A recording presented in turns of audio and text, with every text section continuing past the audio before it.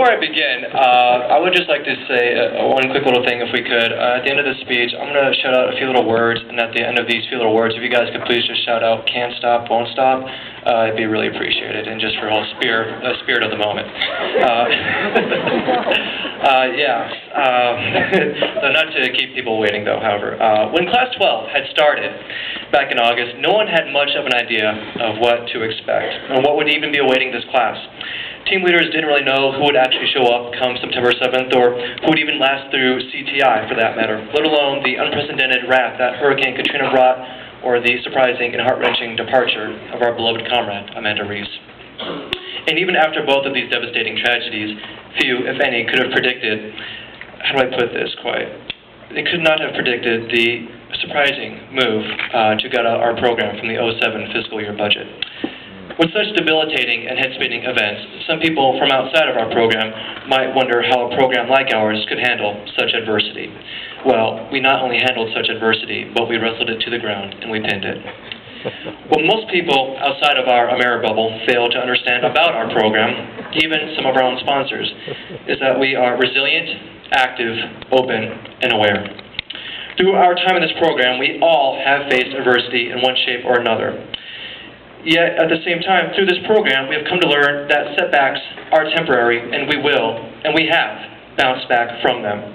When we say our Americorps pledge, we do not merely just say it, but yet we embody it. And this class of ours has shown to not only ourselves, but to every single person we have met while on tour, that we not only talk the talk, but we run the walk.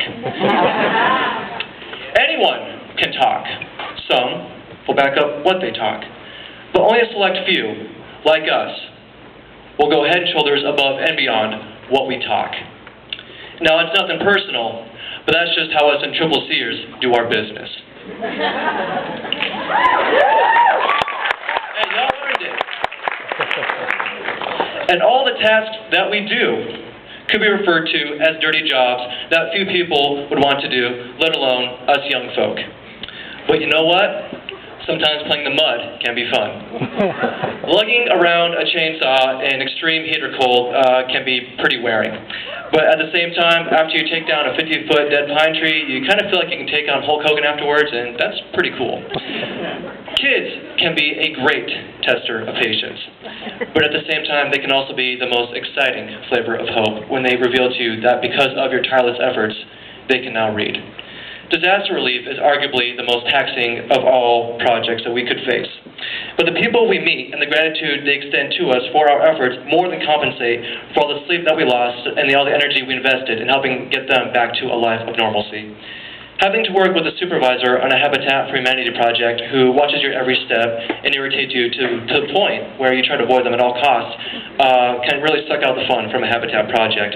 But at the same time, when you go to the house dedication, your mind is not on that irritating sponsor, rather it's on that family who is receiving their first set of keys to their very first home.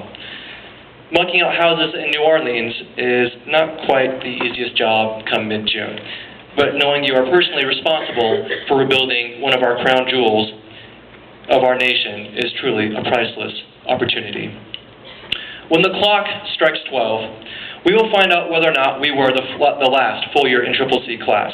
We will find out whether or not our carriage gets turned into a pumpkin or into an effervescent phoenix. But the one thing we all know is that the fire we have inside all of us to help those who are in need will never, ever die. Now, the White House and Congress may have the ability to remove our funding, but they will never have the ability to take away our desire to help those who are in need.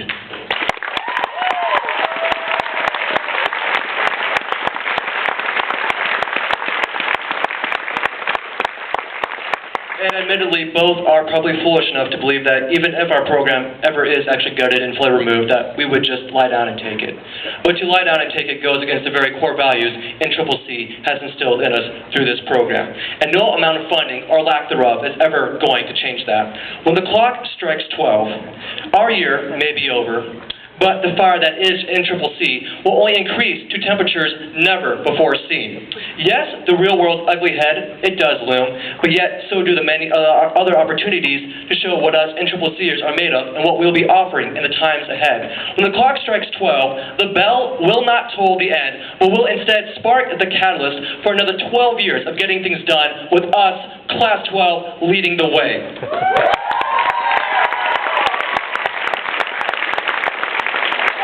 Got a few things to shout out. You guys gotta respond. Can't stop, won't stop. Gold unit. Can't stop, won't stop. Red unit.